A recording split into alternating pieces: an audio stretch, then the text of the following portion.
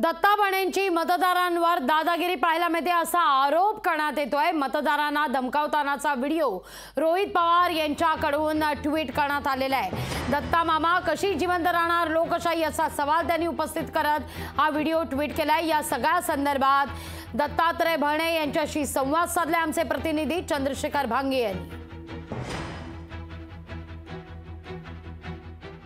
खुपलं किंवा लोकांना अडचण आली, लोकांना मदत करायला, उद्या डीपी जळा, डीपी बसवायला, पाणी सोडायला, पाटकरी म्हणजे कुठलं काय विषय विकासाचा असेल काय असेल तो माणूस नाही ना मदत करणार। शेवटी मदत आम्हीच करणार आहे। 5 वर्ष लोकांमध्ये राहायचं, लोकांना मदत करायची, सहकार्य राहायचं, त्यांच्या सुखदुःखात सहभागी व्हायचं, घरचं सगळं सोडायचं, रस्त्यामध्ये जेवण करायचं, गाडीमध्ये जेवण करायची, झोप पुरेशी मिळत नाही। त्यामुळे अशा गोष्टी अचानक कोणीतरी येणार आणि गावातल्या लोकांना दादागिरी करणार, आमच्याबद्दल शब्द वापरणार, हे बरोबर नाही ना।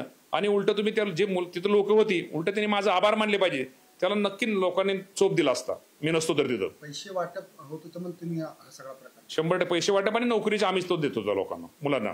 आपण पाहिले की जो सोशल माध्यमावरती व्हिडिओ व्हायरल होतो त्या व्हिडिओ मागं पैशाचं वाटप सुरू होतं आणि त्याच वेळेस आमदार भरणे त्या ठिकाणी आले आणि हा सगळा प्रकार झाला तर ते स्वतः सांगत आहेत।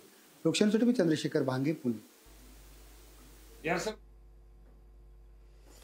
मतदारांना धमकावतानाचा व्हिडिओ दत्तात्रय भरणे यांचा समोर आलेला होता। रोहित पवार यांच्याकडून भरणेंचा हा व्हिडिओ ट्विट करण्यात आला आणि दत्ता मामा कशी जिवंत राहणार लोकशाही असा सवाल उपस्थित करण्यात आलेला होता।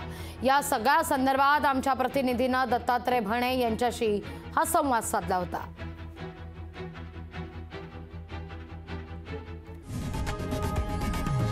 लोकशाही मराठी ऐका, पहा, जागरूक रहा।